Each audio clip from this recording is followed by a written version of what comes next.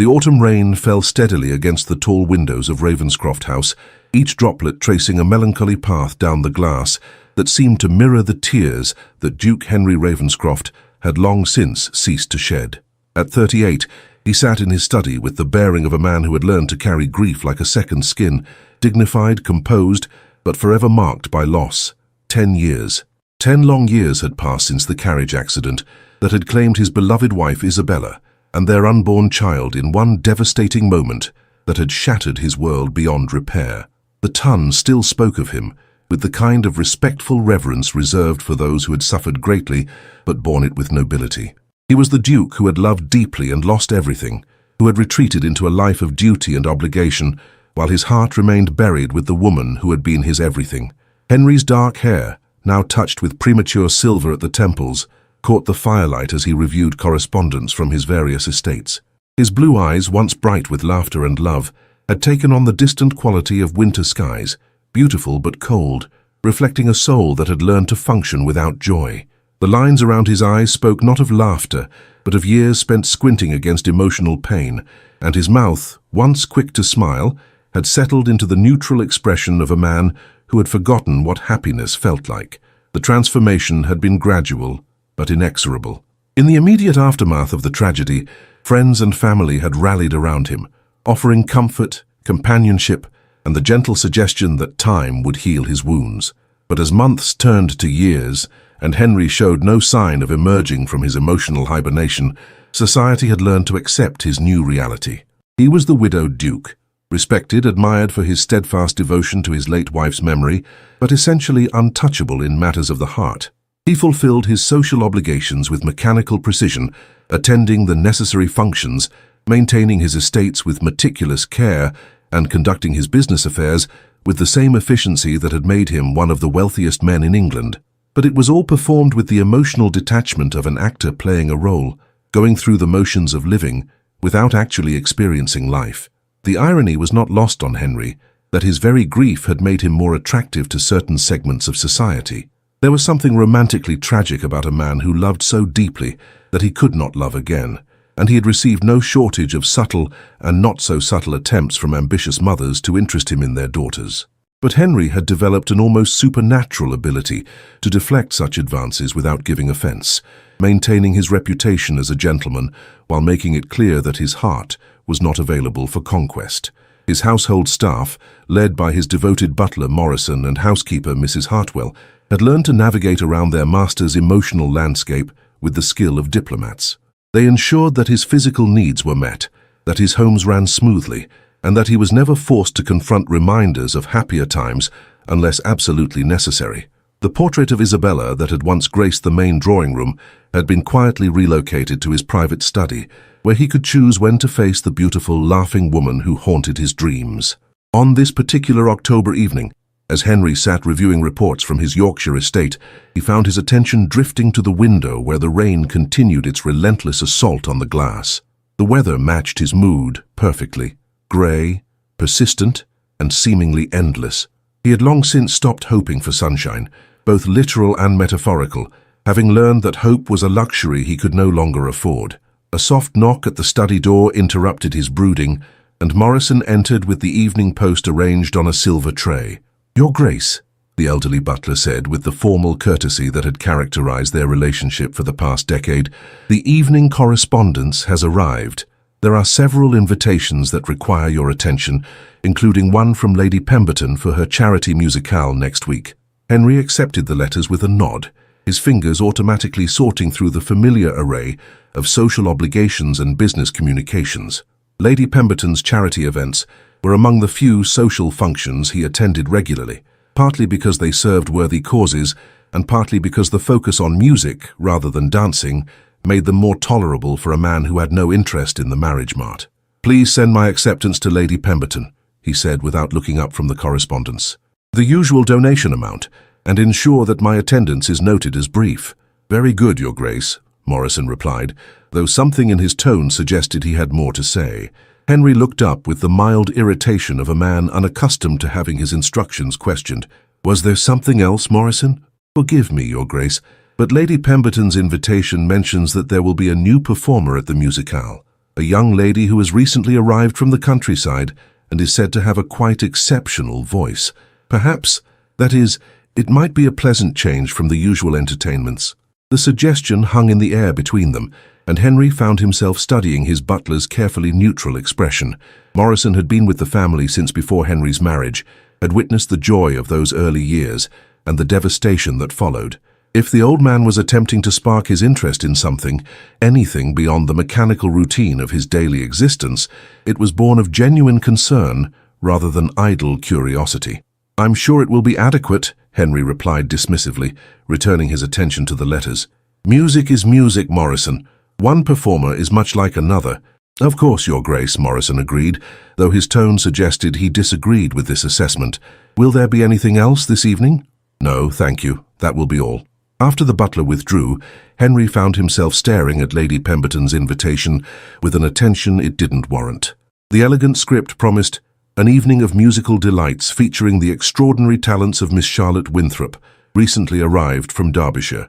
The name meant nothing to him, but then again, most names meant nothing to him these days. He had become expert at the art of polite attention without genuine interest, of appearing engaged while remaining emotionally distant. Still, as he set the invitation aside and returned to his estate reports, Henry found his mind wandering to the upcoming musicale in a way that surprised him. It had been months since he had felt even the mildest curiosity about anything, and the fact that a stranger's name could penetrate his emotional armor even slightly was both intriguing and unsettling. Perhaps Morrison was right. Perhaps a change from the usual entertainments might be, not pleasant exactly, but at least different. And different, Henry had learned, was sometimes the closest thing to relief that his carefully controlled existence could provide. As the rain continued to fall against the windows of Ravenscroft House, the Duke, who had forgotten how to smile, made a decision that would change the course of his life, though he had no way of knowing it at the time. He would attend Lady Pemberton's musicale. He would listen politely to Miss Charlotte Winthrop's performance, and he would continue the elaborate charade of living that had sustained him for the past 10 years. What he could not anticipate was that sometimes the most profound changes begin with the smallest decisions, and that a woman's voice raised in song could reach places in the human heart that years of careful defenses had failed to protect. The voice that changed everything. Lady Pemberton's drawing room was ablaze with candlelight on the evening of the musical, the warm glow reflecting off silk gowns and jeweled accessories as London's most refined society gathered for an evening of cultural entertainment. Henry arrived precisely on time, as was his custom, nodding politely to acquaintances while maintaining the pleasant but distant demeanor that had become his social armor. He took his usual position near the back of the room, close enough to demonstrate proper respect for the performers, but far enough from the main gathering to discourage casual conversation. From this vantage point, he could observe the familiar ritual of London society at play, the subtle positioning for social advantage, the carefully orchestrated displays of wealth and taste, the endless dance of ambition disguised as entertainment. "Your Grace," Lady Pemberton approached with the determined smile of a hostess who took personal pride in the attendance of every notable guest. "How wonderful to see you this evening. I do hope you'll find tonight's entertainment particularly engaging." "I'm certain it will be most accomplished, Lady Pemberton," Henry replied, with the automatic courtesy that had served him well in countless similar situations. "Your musicals are always impeccably arranged. You're too kind, Your Grace. Tonight we have a very special treat. Miss Charlotte Winthrop has agreed to perform several pieces for us. She's recently arrived from Derbyshire, and I'm told her voice is quite extraordinary indeed." Henry nodded politely, his attention already beginning to drift, as Lady Pemberton continued her enthusiastic description of the evening's programme. He had heard similar promises of extraordinary talent countless times before, and while he appreciated music in an abstract way, he had long since lost the ability to be moved by artistic expression. Beauty, joy, wonder. These were luxuries that belonged to his past, carefully locked away with all the other emotions that had proven too dangerous to maintain. "Ladies and gentlemen," Lady Pemberton announced to the assembled company, "if you would be so kind as to take your seats, we shall begin this evening's entertainment." As the guests settled into the arranged chairs, Henry found himself studying the small performance area that had been created near the pianoforte. A young woman stood beside the instrument, her back to the audience as she consulted quietly with the accompanist.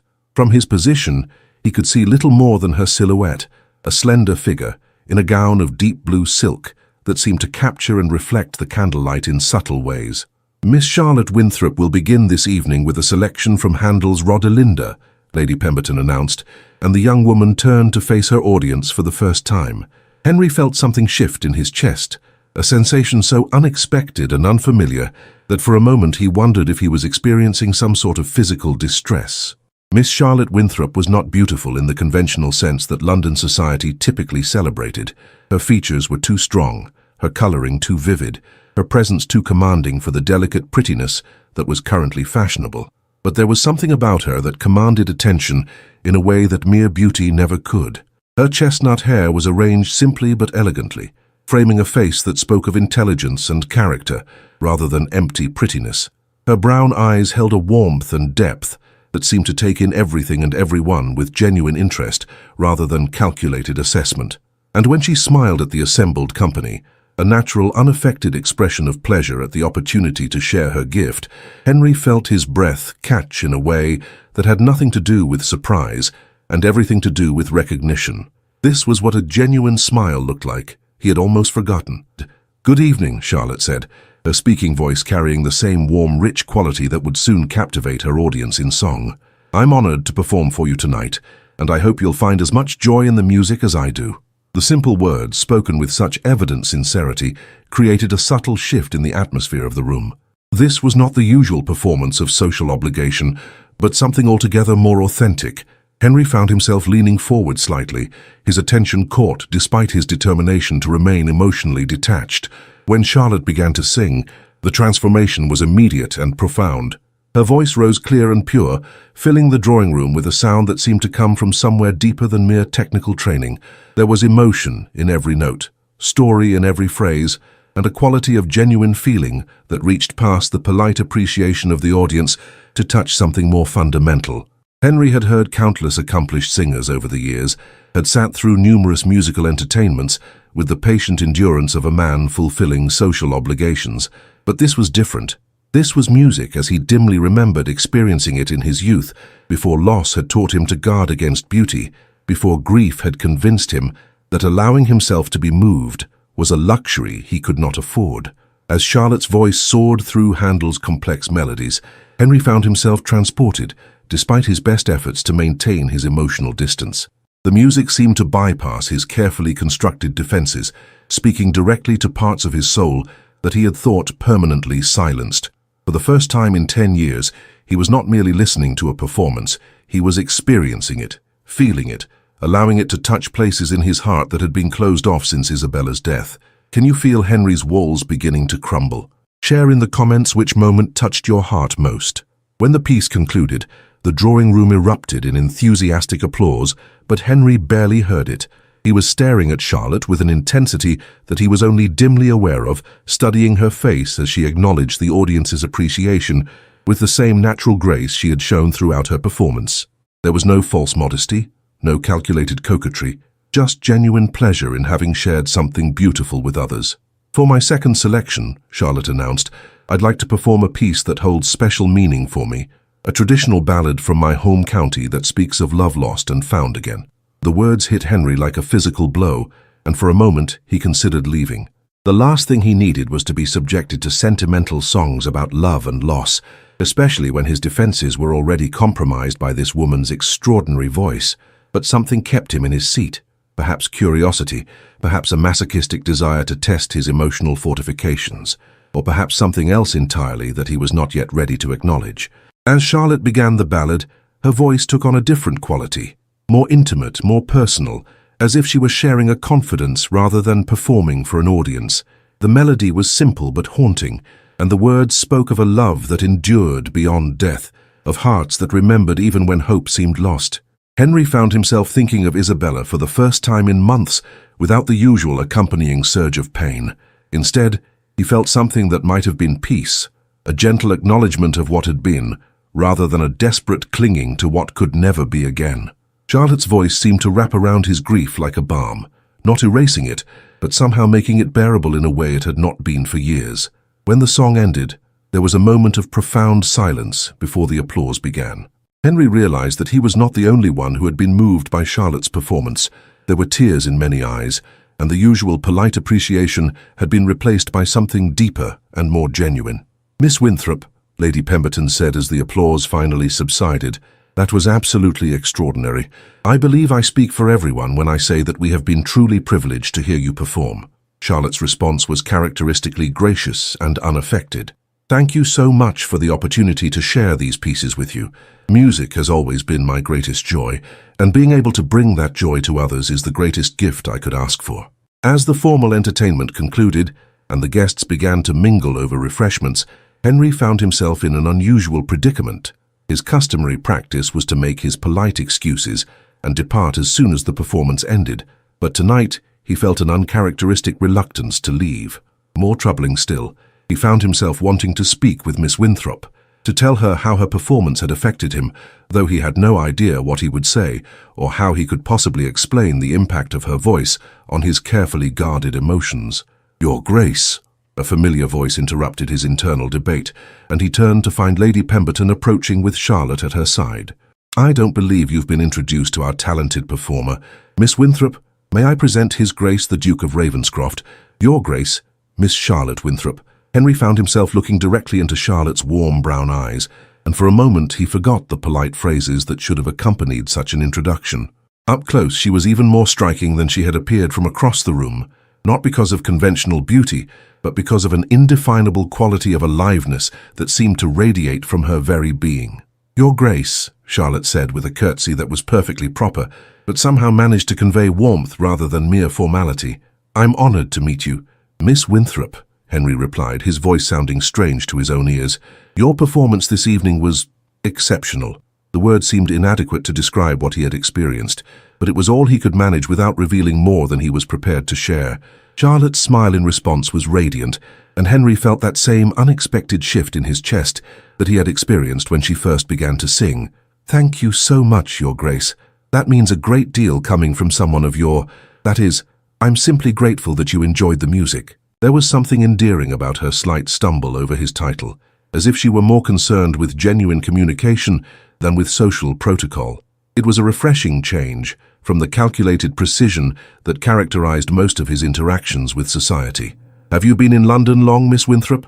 Henry asked, surprising himself with his desire to continue the conversation. "Only a few weeks, Your Grace.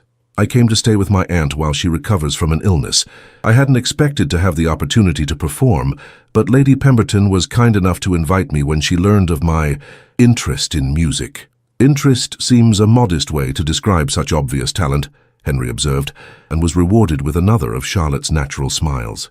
"You're very kind to say so. Music has always been my greatest passion, though I've had little opportunity to share it beyond my family and neighbours in Derbyshire." "And what brings you to London beyond your aunt's illness?" Henry found himself asking, though he immediately wondered why he was pursuing such personal inquiries with a woman he had just met. "Honestly," Charlotte said with a laugh that was as musical as her singing voice, "I was curious about the world beyond our small county. I've lived a rather quiet life, and the opportunity to experience London, even briefly, was too tempting to resist." Her honesty was as refreshing as it was unexpected. Most people of Henry's acquaintance would have offered some carefully calculated response designed to present themselves in the most advantageous light. Charlotte's admission that she was motivated by simple curiosity spoke to a genuineness that he had almost forgotten existed. "And what do you think of London so far?" he asked. "It's overwhelming and wonderful and terrifying all at once," Charlotte replied with characteristic directness. "There's so much beauty and culture, but also so much complexity. I sometimes feel as though everyone is speaking in a code that I haven't quite learned yet." Henry found himself almost smiling at her description, the first time in years that such an expression had even threatened to cross his features. "London society does have its own particular language," he agreed. "It can be challenging to navigate, even for those of us who have lived here all our lives." "I imagine it must be different for someone in your position," Charlotte said thoughtfully.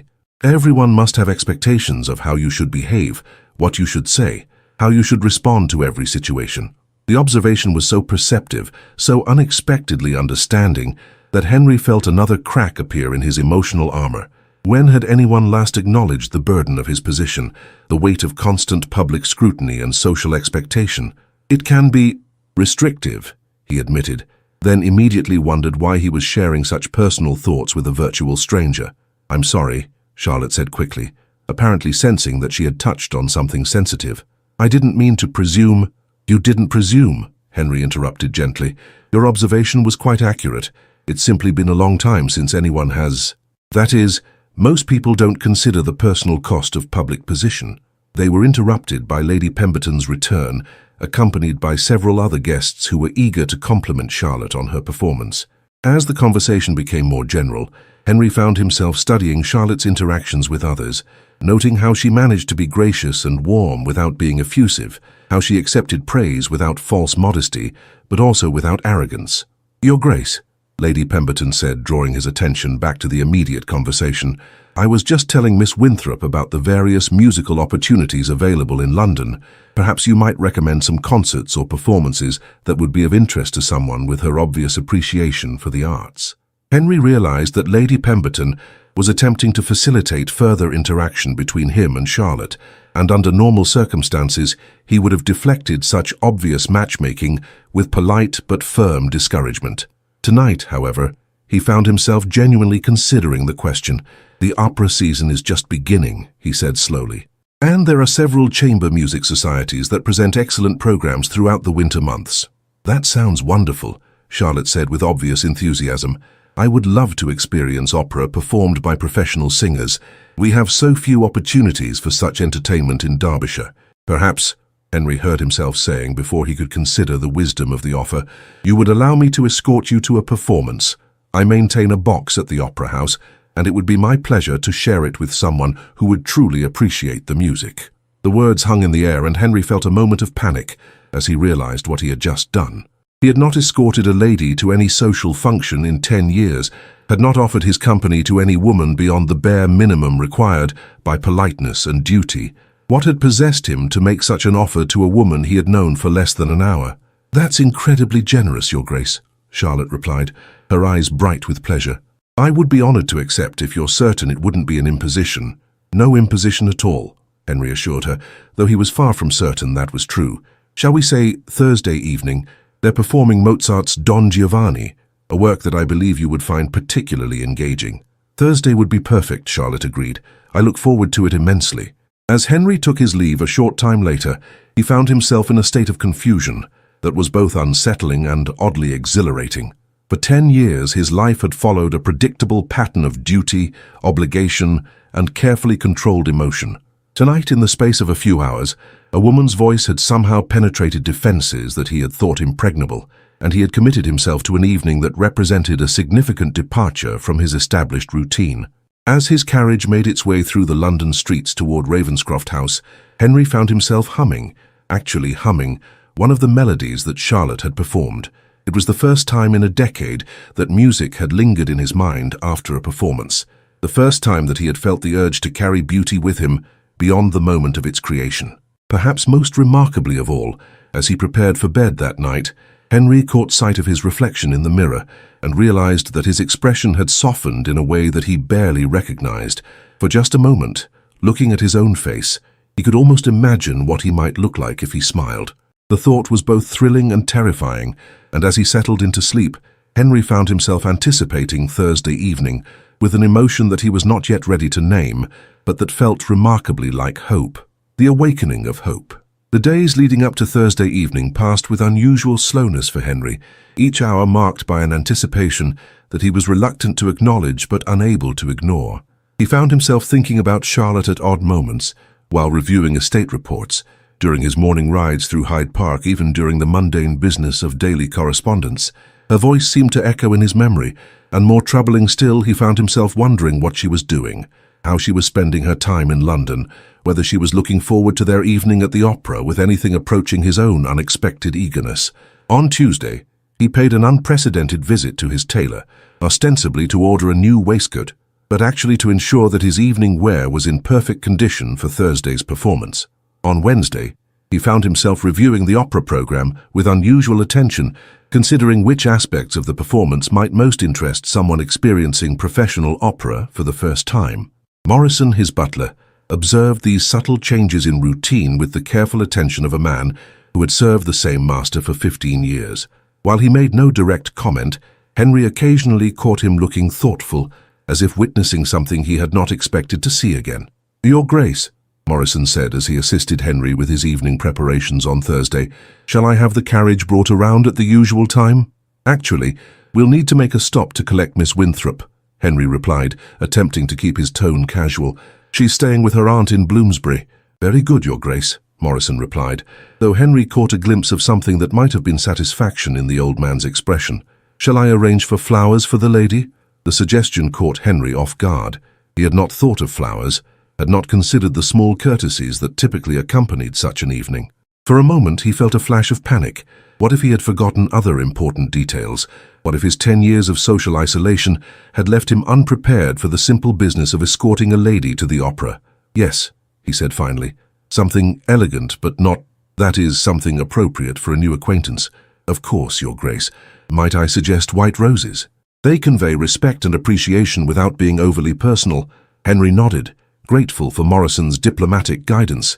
It occurred to him that his staff had probably been hoping for years that he would show interest in some form of social engagement beyond the bare minimum required by his position. The realization was both touching and slightly overwhelming. When the carriage arrived at the modest but respectable house in Bloomsbury where Charlotte was staying, Henry felt his pulse quicken in a way that reminded him uncomfortably of his youth. He had not experienced such nervousness about a social engagement since his courtship of Isabella, and the comparison brought with it a complex mixture of guilt and anticipation that he was not prepared to examine too closely. Charlotte emerged from the house before he could send his footman to announce his arrival, suggesting that she had been watching for his carriage. She was dressed in a gown of deep green silk that complemented her coloring beautifully, and her hair was arranged in an elegant style that managed to be both fashionable and natural. As she approached the carriage, Henry found himself struck once again by her quality of aliveness, the way she seemed to bring energy and warmth to everything around her. "Your Grace," she said as he handed her into the carriage, "thank you so much for this opportunity. I've been looking forward to it all week." "As have I," Henry replied, then immediately wondered if such an admission was too revealing. "I think you'll find tonight's performance particularly engaging. The lead soprano is considered one of the finest in Europe." "I'm sure it will be wonderful," Charlotte said, settling into the seat across from him, "though I must confess I'm almost as excited about experiencing the opera house itself. I've heard such descriptions of its grandeur." As their carriage made its way through the evening traffic toward Covent Garden, Henry found himself seeing London through Charlotte's eyes, noting the elegant architecture, the bustling street life, the sense of energy and possibility that he had long since ceased to appreciate. Her enthusiasm was infectious, and he discovered that explaining various landmarks and points of interest gave him an unexpected pleasure. "Oh my," Charlotte breathed as they approached the Royal Opera House, its neoclassical facade illuminated by torches and gas lamps. "It's even more magnificent than I imagined." Henry felt a surge of pride, as if he were personally responsible for the building's grandeur. "Wait until you see the interior," he said, offering her his arm as they alighted from the carriage. "The renovation completed last year has made it one of the finest opera houses in the world." As they entered the grand foyer, Henry was acutely aware of the attention their arrival attracted. He had not appeared at the opera with a female companion in 10 years, and he could feel the weight of curious glances and whispered speculation. Under normal circumstances, such scrutiny would have made him uncomfortable, but tonight he found that his primary concern was ensuring that Charlotte felt welcomed and at ease. "Your Grace," Lord Pemberton approached with his wife, both wearing expressions of pleased surprise. "How delightful to see you this evening. And Miss Winthrop, what a pleasure to encounter you again so soon." "Lord and Lady Pemberton," Henry acknowledged with a bow. "I thought Miss Winthrop should experience Mozart performed by professionals, given her obvious appreciation for music." "What a thoughtful idea," Lady Pemberton said with the kind of meaningful smile that suggested she was reading far more into the situation than Henry was comfortable acknowledging. "I'm sure you'll find it most educational, Miss Winthrop." As they made their way to Henry's box, Charlotte's wonder at the opera house's interior was evident in every glance and exclamation. The gilded decorations, the soaring ceiling, the elaborate chandeliers, everything seemed to delight her, and Henry found himself experiencing the familiar surroundings with renewed appreciation. "This is incredible," Charlotte said, as they settled into the plush seats of his private box. "I feel as though I've stepped into a fairy tale." "I'm glad you approve," Henry said, realizing that her pleasure meant more to him than he had expected. The acoustics from this position are particularly good. You'll be able to hear every nuance of the performance. As the lights dimmed and the orchestra began the overture, Henry found himself watching Charlotte as much as the stage. Her face was rapt with attention, her eyes bright with anticipation, and when the curtain rose to reveal the elaborate set, her soft gasp of delight was audible even over the music. But it was when the singing began that Henry truly understood the depth of Charlotte's musical sensitivity. She listened with the complete absorption of someone who understood not just the technical aspects of the performance, but the emotional content of every phrase. Her face reflected the drama unfolding on stage, and Henry could see that she was not merely watching an entertainment, but experiencing a profound artistic encounter. During the first intermission, as they sipped champagne in the privacy of his box, Charlotte's enthusiasm was infectious. "The soprano is extraordinary," she said, her eyes still bright with excitement. "The way she can convey such complex emotions through pure sound, it's like watching magic happen." "You have a remarkable ear for vocal technique," Henry observed. "Have you had formal training?" "Some," Charlotte replied modestly. "My father believed that music was essential to a complete education, so he arranged for me to study with the best teachers available in our area, but nothing could have prepared me for this level of artistry." "Your own performance the other evening suggested considerable training," Henry said. "Have you ever considered pursuing music professionally?" Charlotte's laugh was rueful. "A country gentleman's daughter pursuing a career on the stage? I'm afraid that would be quite scandalous, Your Grace. Music is my greatest joy, but it must remain an accomplishment rather than a profession." There was something wistful in her tone that suggested she had indeed considered such possibilities, and Henry found himself wondering what other dreams and ambitions this remarkable woman might have been forced to set aside due to the constraints of her social position. "Perhaps," he said carefully, "there are ways to pursue musical interests that don't require a professional stage. London has many musical societies, private concerts, opportunities for serious amateurs to perform for appreciative audiences." "Do you really think so?" Charlotte asked, her face lighting up with hope. "I would love to continue developing my abilities, to learn from other musicians, to be part of a community that shares my passion for music." "I think it could be arranged," Henry said, surprising himself with how much he wanted to make such opportunities available to her. "I know several people who organize private musicales, chamber music evenings, that sort of thing. They're always looking for talented performers." "That would be wonderful," Charlotte said, her gratitude evident in her voice. "You're being incredibly kind to someone you barely know." "I'm being practical," Henry replied, though he knew that wasn't entirely true. "Talent like yours should be nurtured, not wasted." As the second act began, Henry found his attention divided between the performance on stage and the woman sitting beside him. There was something about Charlotte's presence that seemed to awaken parts of himself that had been dormant for years. Her enthusiasm reminded him of what it felt like to experience genuine pleasure. Her intelligence challenged him to think beyond his usual patterns, and her warmth created a sense of connection that he had thought lost forever. When the opera concluded with thunderous applause, Charlotte turned to him with tears in her eyes. "Thank you," she said simply. "That was one of the most beautiful experiences of my life." "The pleasure was entirely mine," Henry replied, and realized that he meant it completely. For the first time in 10 years, he had spent an evening in genuine enjoyment, had shared an experience that brought him satisfaction rather than mere obligation. As they made their way back to the carriage, Henry found himself reluctant for the evening to end. The thought of returning Charlotte to her aunt's house and resuming his solitary existence seemed suddenly unbearable. "Miss Winthrop," he said as their carriage began the journey back to Bloomsbury, "I hope this won't be our last opportunity to share an appreciation for music. Perhaps you would allow me to introduce you to some of the musical societies I mentioned." "I would like that very much," Charlotte replied, her smile visible even in the dim light of the carriage. "Though I hope you won't feel obligated to continue such kindness. I know how busy you must be with your various responsibilities." "It wouldn't be an obligation," Henry said quietly. "It would be a pleasure." The words hung between them as the carriage rolled through the London streets, and Henry realized that he had just made a commitment that went far beyond simple politeness. He was choosing to pursue a friendship, or perhaps something more, with this remarkable woman, despite all the reasons why such a choice might be unwise. As he handed Charlotte down from the carriage at her aunt's house, she paused and looked up at him with an expression of such warmth and gratitude that Henry felt his heart constrict in a way that was both painful and wonderful.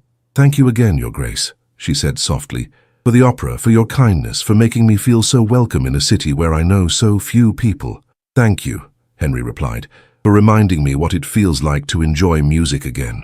As he watched her disappear into the house, Henry realized that something fundamental had shifted in his carefully ordered world. For 10 years, he had lived in a state of emotional hibernation, protecting himself from pain by refusing to allow himself to feel anything deeply. Tonight, Charlotte Winthrop had somehow penetrated those defenses, not through force or manipulation, but through the simple power of her genuine nature and extraordinary gift. As his carriage carried him home to Ravenscroft House, Henry found himself humming Mozart's melodies and thinking about when he might see Charlotte again. For the first time in a decade, he was looking forward to tomorrow not because it represented another day survived, but because it brought him closer to the next opportunity to experience the warmth and joy that seemed to radiate from this unexpected woman, who had somehow found her way past all his carefully constructed walls. The Duke, who had forgotten how to smile, was beginning to remember, and the realization was both terrifying and wonderful. The walls crumble. The following weeks brought a transformation to Henry's life that was as gradual as it was profound. What began as occasional encounters at musical events evolved into regular meetings, shared interests, and the kind of easy companionship that Henry had thought lost to him forever. Charlotte's presence in London, initially intended as a brief visit to care for her aunt, extended as the older woman's recovery proved slower than expected, and Henry found himself grateful for circumstances that allowed him to continue their acquaintance. He introduced Charlotte to the Harmonious Society, a group of accomplished amateur musicians who met weekly in the elegant drawing room of Mrs. Pembroke's Mayfair mansion. Charlotte's voice quickly became the centerpiece of their gatherings, but it was her genuine enthusiasm for music and her ability to inspire others that truly endeared her to the group. Henry found himself attending these meetings with an anticipation that surprised him, not just for the pleasure of hearing Charlotte sing, but for the simple joy of watching her interact with others, seeing her gift bring happiness to people who had become his friends as well as hers. "Your Grace, Mrs." Pembroke said to him after one particularly memorable evening when Charlotte had performed a series of Scottish ballads that had moved several listeners to tears, "I hope you know what a treasure you've brought to our little society. Miss Winthrop has a gift that goes far beyond technical skill. She has the ability to touch hearts." "Indeed she does," Henry agreed, watching as Charlotte graciously accepted compliments from the other members, while somehow managing to deflect attention back to the music itself, rather than her own performance. "She's also brought out a change in you, if I may be so bold," Mrs. Pembroke continued with the privilege of long acquaintance. "I haven't seen you so engaged in years." Henry felt a familiar flutter of panic at having his emotional state so openly observed, but found that he couldn't deny the truth of her observation. Charlotte had indeed changed him, had somehow coaxed him back into a version of himself that he had thought permanently lost. "Miss Winthrop has a remarkable ability to inspire appreciation for music," he said carefully. "Music," Mrs. Pembroke repeated with a knowing smile. "Yes, I'm sure that's all it is." As autumn progressed into winter, Henry and Charlotte fell into a pattern of shared activities that felt natural despite being unprecedented in his recent experience. They attended concerts together, visited art exhibitions, took walks in the park when weather permitted, and engaged in the kind of long conversations about books, music, philosophy, and life that Henry had not enjoyed since his university days. Charlotte proved to be as intellectually stimulating as she was musically gifted. She had read widely, thought deeply, and possessed the rare ability to challenge his ideas without being confrontational. Their discussions ranged from the sublime to the practical, from debates about artistic merit to conversations about social responsibility, from shared memories of childhood to dreams for the future. "Do you ever miss Derbyshire?" Henry asked one afternoon as they strolled through Hyde Park, the bare trees creating intricate patterns against the grey December sky. "Every day," Charlotte replied honestly. "I miss the open spaces, the familiar faces, the sense of belonging somewhere completely. But I've also discovered things here that I never could have imagined, opportunities, experiences, friendships that have enriched my life immeasurably. And when your aunt recovers completely, will you return to Derbyshire then?" The question had been weighing on Henry's mind for weeks, though he had been reluctant to voice it. Charlotte's stay in London was temporary by design, and the thought of her eventual departure created an anxiety that he was not yet ready to examine too closely. "I suppose I'll have to," Charlotte said, though her tone suggested the prospect was not entirely welcome. My life is there, my responsibilities. Though I confess, the thought of leaving London, leaving the musical opportunities I've found here, leaving is more difficult than I expected it would be. Perhaps, Henry said carefully, there might be reasons to extend your stay. Your aunt's continued recovery, additional musical opportunities, other considerations that might make London a more permanent option.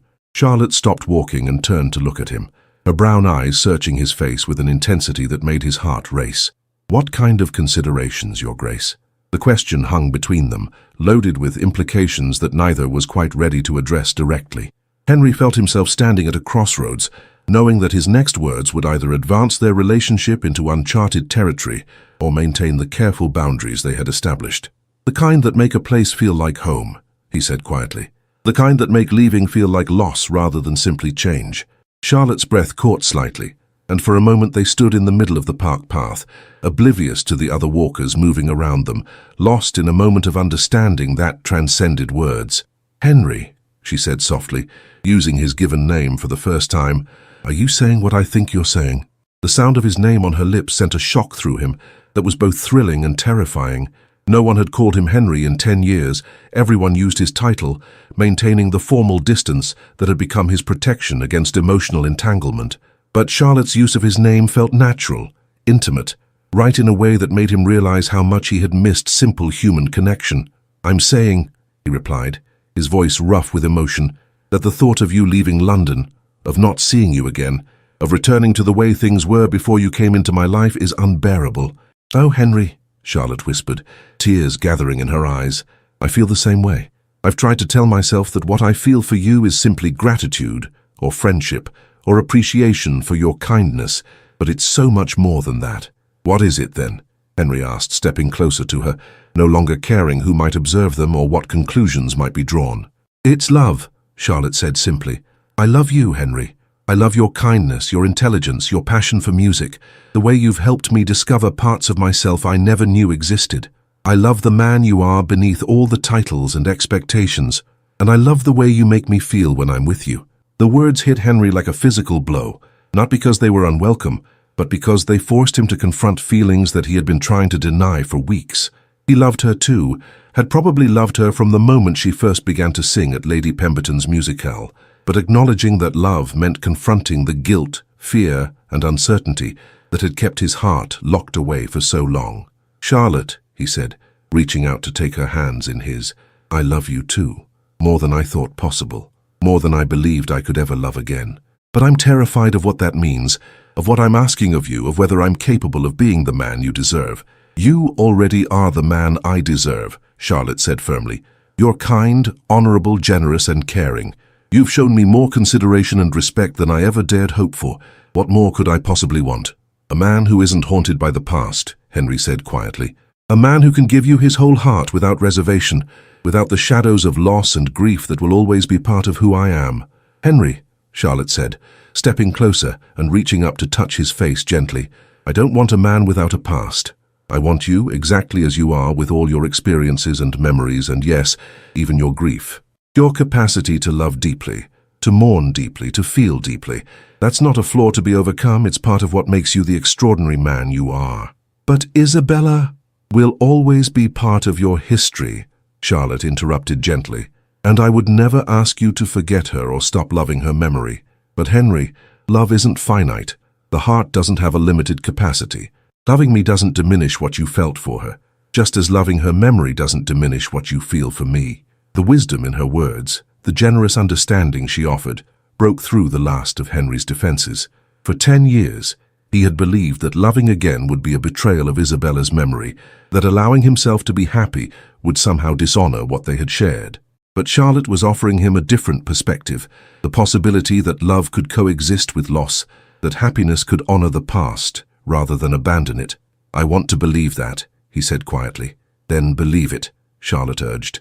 Believe in us, in what we could have together. Believe that you deserve happiness, that we both deserve the chance to love and be loved.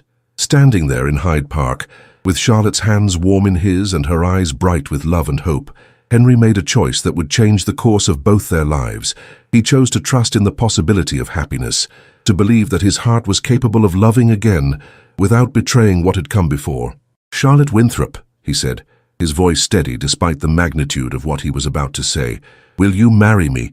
Will you be my duchess, my partner, my companion for whatever time we're given together?" "Yes," Charlotte said without hesitation, tears of joy streaming down her face. "Yes, Henry, I'll marry you, I'll love you, support you, stand beside you through whatever comes." When he kissed her, there in the middle of Hyde Park with curious onlookers pretending not to stare, Henry felt something that he had thought lost forever, pure, uncomplicated joy. Charlotte's lips were soft and warm beneath his, her response eager and loving, and for the first time in 10 years Henry allowed himself to fully experience happiness without guilt or reservation. As they broke apart, both breathing heavily and smiling through their tears, Henry realized that something miraculous had happened. The Duke, who had forgotten how to smile, was not only smiling but laughing, his face transformed by an expression of such genuine happiness that Charlotte gasped in wonder. "There it is," she said softly, reaching up to trace the unfamiliar lines of his smile with her fingertip. "There's the smile I've been waiting to see." "You did this," Henry said, catching her hand and pressing it to his cheek. "You brought me back to life, Charlotte. You made me remember what it feels like to be happy." "We did this," Charlotte corrected. "Together. And we'll continue to do it together, for all the years we're given." As they walked back toward the carriage, hand in hand and oblivious to the interested glances of other park visitors, Henry felt a lightness in his chest that he had not experienced since his youth. The future, which had seemed like an endless succession of empty days to be endured, now stretched before him bright with possibility. Charlotte had not only brought music back into his life, she had brought hope, joy, and the promise of a love that honored the past while embracing the future. "We'll need to speak with your aunt," Henry said as they settled into his carriage for the journey back to Bloomsbury, "and I should write to your father in Derbyshire. There are arrangements to be made, announcements to be published."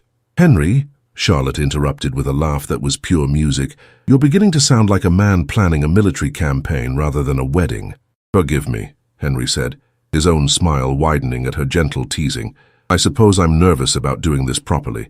It's been rather a long time since I've had occasion to plan such things." "There's no wrong way to do this," Charlotte assured him, squeezing his hand. "As long as we end up married to each other, the details are merely decoration." "Still," Henry said, his natural sense of responsibility asserting itself, "I want everything to be perfect for you. You deserve a wedding that reflects how precious you are, how much this means to me." "What would mean the most to me," Charlotte said thoughtfully, "would be a ceremony that feels authentic to who we are. Something that celebrates our love of music, perhaps. Something that brings together the people who have become important to us here in London." Henry nodded, already beginning to envision possibilities. "We could have the ceremony at St. George's, Hanover Square. It's where my parents were married, and perhaps a reception afterward with musical entertainment. The Harmonious Society could perform, you could sing." "I would love that," Charlotte said, her eyes bright with enthusiasm. "Though I confess I'm a bit nervous about being the center of so much attention. In Derbyshire, I was simply Charlotte Winthrop, the vicar's daughter who sang at local gatherings. Here I'll be the Duchess of Ravenscroft." "You'll be my wife," Henry said firmly. "Everything else is just titles and ceremony. What matters is that you'll be Charlotte, the woman who brought music and laughter back into my life." As they arrived at her aunt's house, Charlotte turned to him with an expression of such love and trust that Henry felt his heart constrict with emotion. "I should go in and share our news with Aunt Margaret," she said. "She's been wondering why I've been so happy lately, and now I can finally tell her." "And I should return home and begin making the necessary arrangements," Henry replied, "though I confess, I'm reluctant to let you out of my sight. I keep thinking I might wake up and discover this has all been a dream." "It's not a dream," Charlotte assured him, leaning forward to press a gentle kiss to his cheek. "It's real, Henry. We're real, and we're going to be happy together."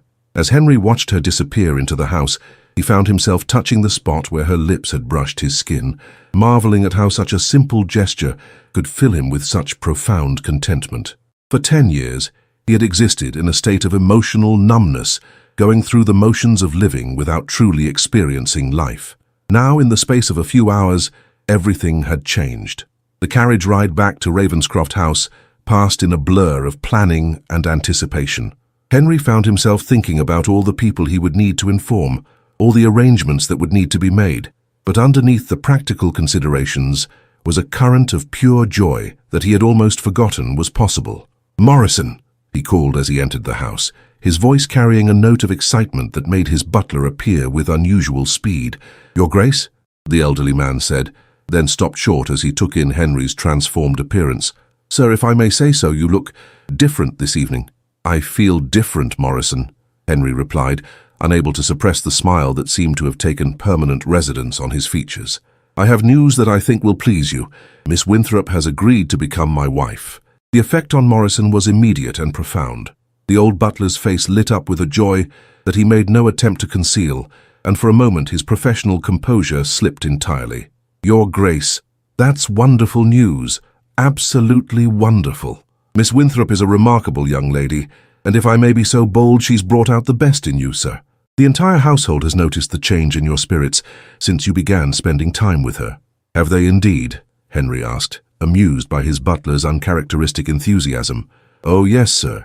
Mrs. Hartwell was just saying yesterday that it's been years since she's heard you humming, and Cook has been beside herself with pleasure at preparing meals that you actually seem to enjoy. We've all been very pleased to see you so much happier." The realization that his household staff had been monitoring his emotional state with such care and concern was both touching and slightly overwhelming.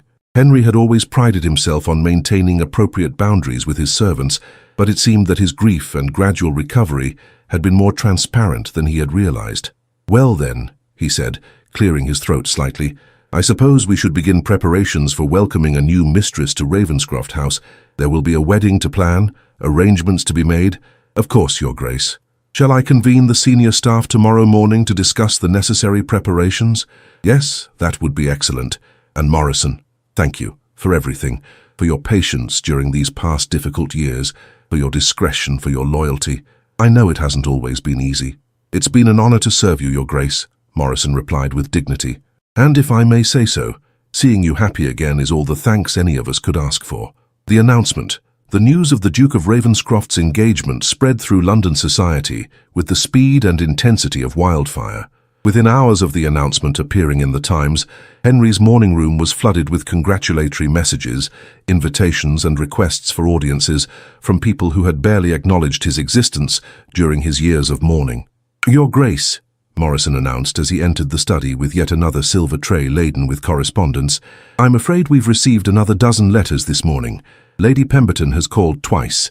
Lord Ashworth has requested an audience at your earliest convenience, and I've had to turn away no fewer than 6 journalists seeking interviews." Henry looked up from the letter he was writing to Charlotte's father in Derbyshire, his expression a mixture of amusement and exasperation. "I had forgotten how voracious society's appetite for gossip could be. One would think I had announced my intention to abdicate the throne rather than simply marry a wonderful woman. If I may venture an observation, Your Grace," Morrison said carefully, "I believe the interest stems not just from your engagement, but from the fact that you've emerged from mourning after so many years. Society has been watching and waiting, and now they're eager to celebrate what they see as your return to life." "Perhaps," Henry agreed, though he found the intense scrutiny somewhat overwhelming. "Has there been any word from Miss Winthrop this morning?" "A note arrived an hour ago, Your Grace. She mentions that she and her aunt have also been inundated with callers and invitations, and she requests your guidance on how to handle the attention." Henry felt a surge of protective concern. Charlotte was unaccustomed to the intense scrutiny that accompanied association with a duke, and he could only imagine how overwhelming the sudden attention must be for someone who had lived quietly in Derbyshire for most of her life. "Have the carriage prepared," he instructed. "I'll call on Miss Winthrop this afternoon and see how she's managing." "Very good, Your Grace." "And the other correspondence?" "Accept Lady Pemberton's invitation for tea tomorrow. She's been a good friend to both Charlotte and myself. Decline Lord Ashworth politely but firmly. I have no desire to discuss my personal affairs with him. And as for the journalists, continue to turn them away. When I'm ready to make public statements about my engagement, I'll do so through proper channels." When Henry arrived at Charlotte's aunt's house that afternoon, he found the modest dwelling besieged by curious onlookers and ambitious social climbers hoping to gain access to the future Duchess of Ravenscroft. His arrival caused a stir among the gathered crowd, and he had to push through a small throng of people seeking his attention before reaching the front door. "Your Grace," Charlotte's aunt, Mrs. Margaret Fairfax, greeted him with obvious relief. "Thank goodness you've come. Charlotte has been quite overwhelmed by all the attention, and I confess I'm not entirely sure how to handle it either." "Where is she?" Henry asked, concerned by the strain evident in the older woman's voice. "In the morning room, trying to respond to the mountain of letters that have arrived. She's been at it since dawn, poor dear." Henry found Charlotte seated at a small writing desk, surrounded by stacks of correspondence, and looking decidedly frazzled.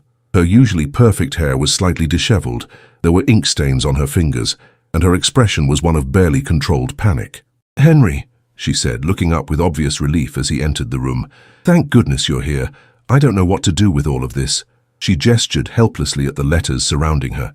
"Invitations to parties I've never heard of, requests for charitable patronage, people wanting to introduce me to their daughters or sons or distant relatives. I feel completely out of my depth." "My darling," Henry said, crossing to her side and taking her ink-stained hands in his, "you don't have to respond to all of this immediately.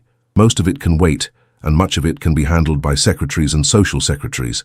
"But I don't have secretaries," Charlotte said with a slightly hysterical laugh. "I'm just Charlotte Winthrop from Derbyshire. I don't know how to be a duchess, Henry. I don't know the rules, the expectations, the proper responses to all of this attention." Henry felt a pang of guilt as he realized that in his joy over their engagement, he had not fully considered how dramatically Charlotte's life would change. She would go from being a country gentleman's daughter to one of the highest-ranking women in English society, with all the responsibilities and scrutiny that such a position entailed. "You don't have to know everything immediately," he said gently, pulling up a chair beside her. "We'll learn together and I'll help you navigate all of this.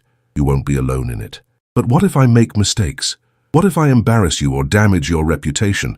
What if I'm not suited for this kind of life?" "Charlotte," Henry said firmly, turning her face toward his, "look at me. You are already perfect exactly as you are. I'm not marrying you to gain a duchess. I'm marrying you because I love you, because you make me happy, because I can't imagine my life without you in it. Everything else is just details that we'll figure out together." "Are you certain?" Charlotte asked, her brown eyes searching his face for reassurance. "Because once we're married, there's no going back. I'll be the Duchess of Ravenscroft for the rest of my life, with all the expectations and responsibilities that come with that title." "I'm absolutely certain," Henry replied without hesitation. "And as for the expectations and responsibilities, we'll define those for ourselves. You don't have to become someone different, Charlotte. You just have to be yourself, and trust that the woman I fell in love with is exactly the woman I want as my Duchess." Charlotte's tension seemed to ease slightly at his words, and she leaned into his embrace with a sigh of relief.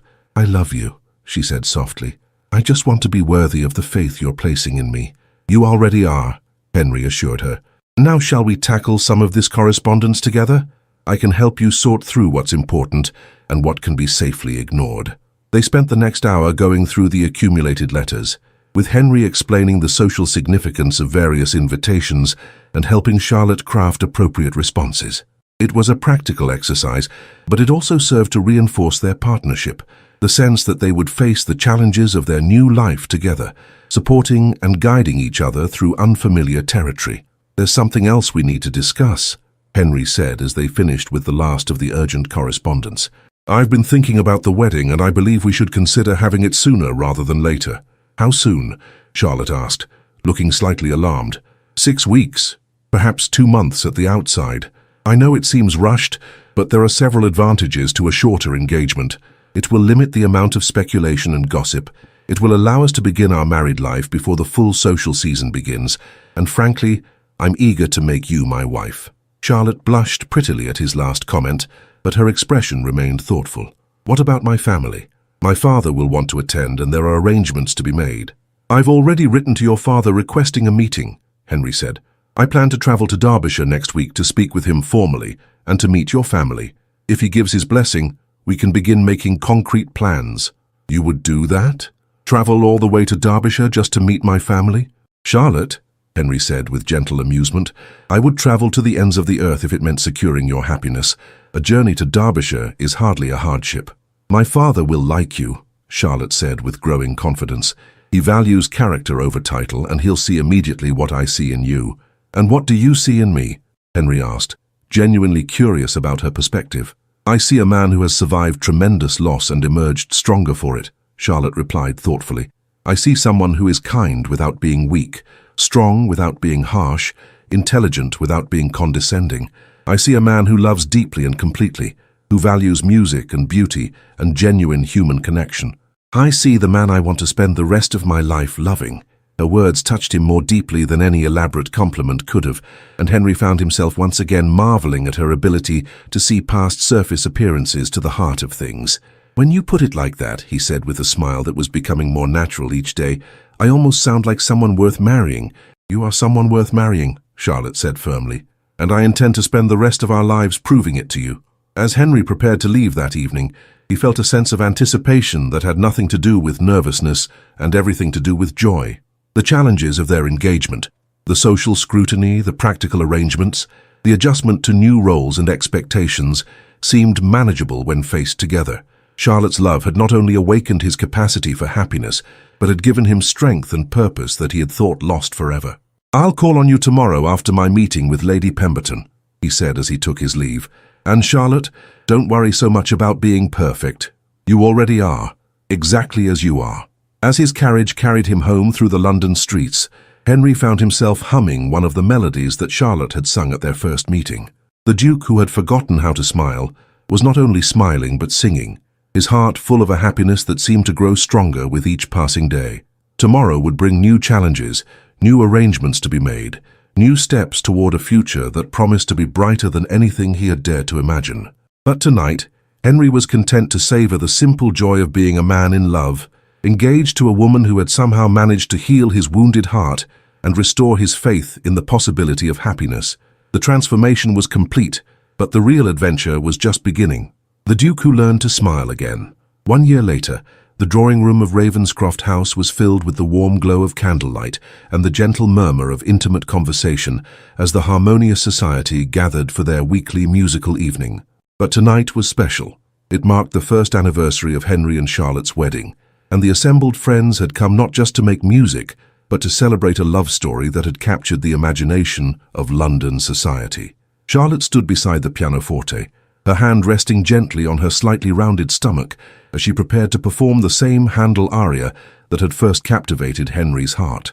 She was radiant in a gown of deep blue silk that complemented her coloring perfectly, her chestnut hair arranged in an elegant style that framed her face beautifully. But it was the expression of pure contentment on her features that truly made her glow, the look of a woman who had found her place in the world and was completely happy there. Henry sat in his usual chair, but everything about his posture and expression had changed from that first evening when Charlotte's voice had penetrated his emotional armor. Gone was the rigid control, the careful distance, the guarded expression that had characterized his public persona for so many years. In its place was the relaxed bearing of a man at peace with himself and his world, his blue eyes bright with love and anticipation as he watched his wife prepare to sing. "Ladies and gentlemen," Charlotte said, her voice carrying the same warmth and sincerity that had first drawn Henry to her, "before I begin tonight's performance, I wanted to thank you all for the role you've played in our happiness. This society, this room, these friendships, they've all been part of the journey that brought Henry and me together, and we're grateful beyond words for your continued presence in our lives." "Hear, hear," called out Mrs. Pembroke, raising her glass of champagne in salute. "To the Duke and Duchess of Ravenscroft, who have shown us all what true love looks like." The toast was echoed around the room, and Henry felt his heart swell with gratitude for these people who had become not just Charlotte's friends, but his own. The isolation that had defined his existence for so many years seemed like a distant memory, replaced by a rich network of relationships that brought joy and meaning to his daily life. As Charlotte began to sing, Henry was transported back to that first evening when her voice had somehow reached past all his defenses to touch his wounded heart. But now, instead of the bittersweet pain of awakening emotions, he felt only pure joy, the deep, abiding happiness of a man who had found his perfect partner in life. The aria soared through the drawing room, Charlotte's voice even more beautiful than it had been a year ago, enriched by happiness and confidence and the knowledge that she was singing for people who loved her. When she reached the final triumphant notes, the room erupted in applause, but Henry barely heard it. He was lost in admiration for this remarkable woman who had somehow managed to heal not just his heart, but his entire approach to life. "That was extraordinary, my dear," he said as she returned to sit beside him, taking her hand in his and pressing a gentle kiss to her fingers. It felt extraordinary, Charlotte replied, her eyes bright with the joy of performance. I think our little one enjoyed it too. He's been quite active this evening. Henry's hand moved instinctively to rest on her stomach, marveling at the miracle of new life growing within her. The thought of becoming a father again, after so many years of believing such happiness was impossible, filled him with a wonder that never seemed to diminish. He has excellent taste in music, Henry said with a smile that had become as natural as breathing, though I suspect he gets that from his mother, and his appreciation for beauty from his father, Charlotte replied, leaning into his embrace with the comfortable intimacy of a couple who had found perfect harmony together. As the evening continued with performances by other members of the society, Henry found himself reflecting on the extraordinary transformation that love had brought to his life. A year ago, he had been a man defined by loss, living in the shadows of grief and regret. Tonight he was surrounded by friends, married to the woman of his dreams, and anticipating the birth of their first child together. The change had not been without challenges. Charlotte's adjustment to life as a duchess had required patience and understanding from both of them, and Henry had had to learn to open his heart not just to love, but to all the vulnerability that came with it. There had been moments of doubt, instances of social awkwardness, times when the weight of expectation had seemed overwhelming. But through it all, they had faced each challenge together, supporting and encouraging each other, learning and growing as both individuals and as a couple. Charlotte had indeed proven herself to be everything Henry had hoped, not just a loving wife, but a true partner who brought out the best in him while remaining completely herself. "Henry," Charlotte said softly as the evening began to wind down and their guests prepared to depart, "do you ever think about that first night when we met? Do you remember what you were feeling?" "I remember thinking that you were going to be dangerous to my peace of mind," Henry replied with a chuckle. "I was right, of course, though not in the way I expected." "How so?" "You were dangerous to my isolation, to my determination to live without joy, to my belief that I was incapable of loving again. You destroyed every defense I had built around my heart, and I'm grateful for it every single day. And I'm grateful that you were brave enough to let me," Charlotte replied. "It couldn't have been easy, opening your heart again after so much loss. It was terrifying," Henry admitted, "but it was also the best decision I ever made. You didn't just teach me how to smile again, Charlotte. You taught me how to live again." As their guests departed and they made their way upstairs to their private chambers, Henry caught sight of their reflection in the hall mirror and paused, struck by what he saw there. The man looking back at him bore little resemblance to the cold, distant figure who had haunted these halls for so many years. This man's face was animated with warmth and humor, his eyes bright with contentment, his entire bearing that of someone who had found his place in the world. "What is it?" Charlotte asked, following his gaze to the mirror. "I was just thinking about how much we've both changed," Henry said thoughtfully. "You've grown from a country vicar's daughter into one of London's most beloved duchesses, and I've somehow managed to transform from a bitter recluse into someone I actually like." "I've always liked you," Charlotte said with a smile. "Even when you were determined to be unlikable, I could see the man you really were beneath all that protective armor." "And what did you see?" "I saw someone worth fighting for," Charlotte replied simply. "Someone worth loving, someone worth the risk of heartbreak. I saw the man I wanted to spend my life with, and I was right." As they settled into their bedroom, Henry reflected on the extraordinary journey that had brought them to this moment. Love had indeed proven to be the most powerful force in his life. Not just romantic love, though his devotion to Charlotte was the foundation of his happiness, but love in all its forms. Love for music, for friendship, for family, for the simple joys of daily life that he had forgotten how to appreciate. "Charlotte," he said as they prepared for bed, "I want you to know that every day with you has been a gift. You've given me back my life, my capacity for joy, my faith in the future. I love you more than I thought possible, and I'm grateful every single day that you saw something in me worth saving." "We saved each other," Charlotte replied, settling into his arms with the contentment of a woman who knew herself completely loved, "and will continue to do so for all the years we're given together." As Henry drifted off to sleep that night, his arms around his beloved wife and their unborn child, he smiled one more time, the natural, unconscious smile of a man who had learned that the heart's capacity for healing was matched only by its capacity for love. The Duke, who had forgotten how to smile, had not only remembered but had discovered that happiness, once found, could grow deeper and richer with each passing day. Their love story had become legend in London society, but for Henry and Charlotte, It was simply the beginning of a life filled with music, laughter, and the kind of deep, abiding love that made every day a celebration. The wounded Duke had found his healing. The country girl had found her place in the world, and together they had created something beautiful that would last for all their days.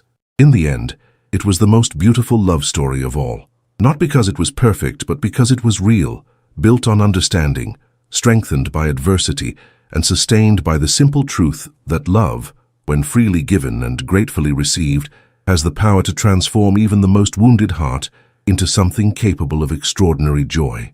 Did Henry and Charlotte's journey from wounded hearts to radiant love touch your soul? If this tale of the Duke who forgot how to smile until one extraordinary woman changed everything moved you, please like this story and subscribe for more captivating Regency romances. Share this with someone who believes that love can heal even the deepest wounds, and let us know in the comments which moment made your heart flutter most. Don't forget to hit the notification bell so you never miss our latest romantic adventures.